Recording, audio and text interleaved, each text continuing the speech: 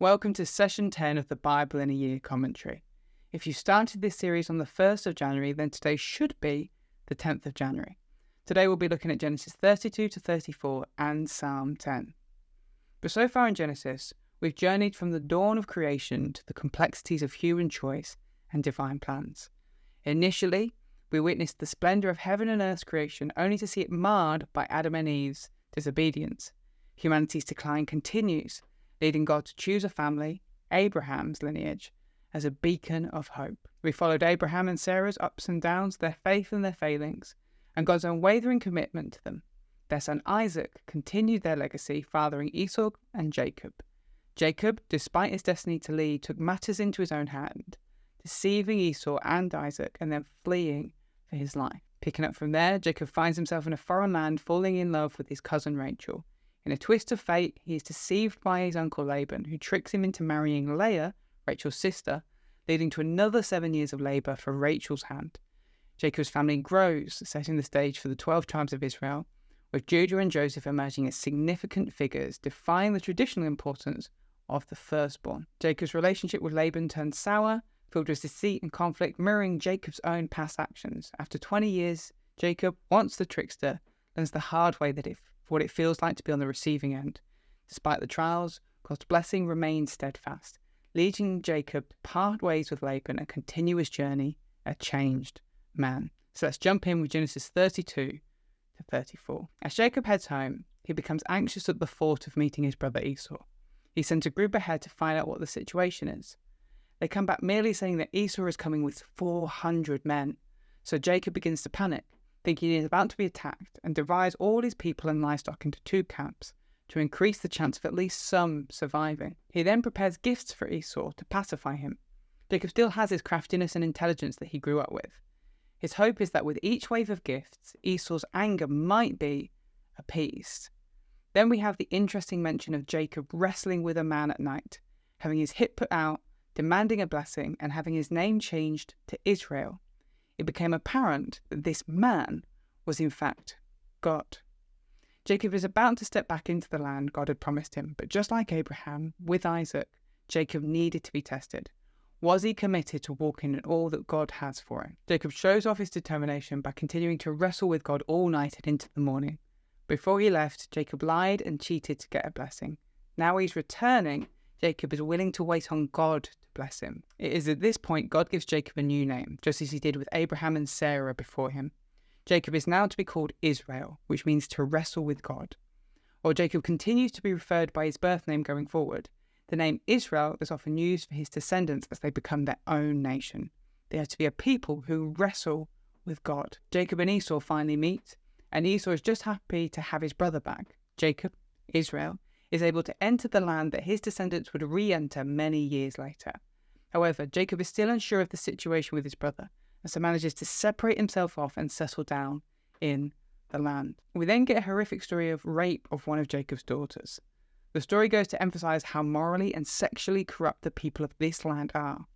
Remember how the town of Sodom demanded that the men in Lot's house could be given to them so they could rape them, or how both Isaac and Abraham were terrified that the people would kill them and steal their wives. This land was full of really unsavoury people. We see Simeon and Levi use their cunning, much like their father, but this time with violence, barbarically cutting down the inhabitants of the town. This will get picked up later at the end of Genesis, when Jacob gives blessings to each of his sons that go on to have implications for the tribes that are named after them. I believe the repeated use of sexual violence in Genesis is there to show that humanity is deeply fallen and broken, both those far from God and those he calls to himself. It would seem to me just as true today that both inside and outside the church, we need to wrestle and grapple with how do we handle abuses of power, both sexual and non-sexual. But let's look at Psalm 10. This psalm is attributed to King David and fits into the category of lament psalms. Interestingly, this psalm continues on the acrostic pattern we saw of Psalm 9, where each couple of verses or so start with a different letter of the Hebrew alphabet. Here is a summary of that structure, but I would recommend checking out the written version of this commentary in the description to see the structure properly for yourself. But we start with verses 1 to the first part of verse 3, beginning with Lamed.